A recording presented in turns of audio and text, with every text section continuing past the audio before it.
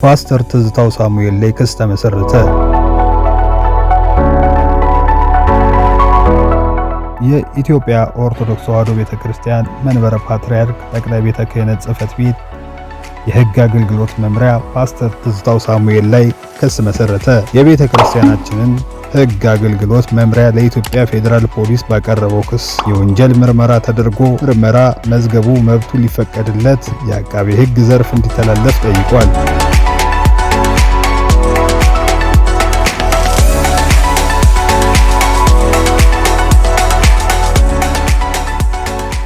በወንጀሉ ተጠርጣሪ ተከሳሽ ፓስተር ትዝታው ሳሙኤል ተጠርጣሪ ተከሳሽ ነዋሪነቱ በውጭ ሀገር በማድረግ የቤተ ክርስቲያኒቱን የበላይ ውሳኔ ሰጪ አካልን ለማዋረድ ለመሳደብና የምዕመናኑን ስሜት ለመንካት ብሎም በሀገሪቱ ውስጥ ሁከትና ብጥብጥ እንዲነሳ በማሰብ በተለያዩ የመረጃ ማሰራጫ መንገዶች ከ5000 በላይ ተከታዮች ባሉት የራሱ የዩቲዩብ ቻናል በመጠቀም ከፍተኛ ቅስቀሳ ሲያደርግ መቆየቱን ገልጿል። በማያያዝም ግለሰቡ የኢትዮጵያ ኦርቶዶክስ ተዋሕዶ ቤተክርስቲያን ብፁዓን አባቶች በየገዳማቱ ውስጥ የሚገኙ ገዳማውያን መነኮሳት አገልጋዮች ግብረ ሰዶማውያን ናቸው በማለት እንዲሁም የኢትዮጵያ ኦርቶዶክስ ተዋሕዶ ቤተክርስቲያን የመተትና ጠንቋይ ቤት ናት በማለት ቀሰቅስ የቆየ መሆኑን የገለጸው መምሪያው ግለሰቡ በተጨማሪም የኢትዮጵያ ኦርቶዶክስ ተዋሕዶ ቤተክርስቲያን የምትገለገልባቸውን ሃይማኖታዊ የጸሎት፣ የታሪክ፣ የገድላትና ድርሳናት መጻሕፍትን ደውያነ መጻሕፍት ናቸው፣ መጥፋት አለባቸው ማለቱን ገልጿል።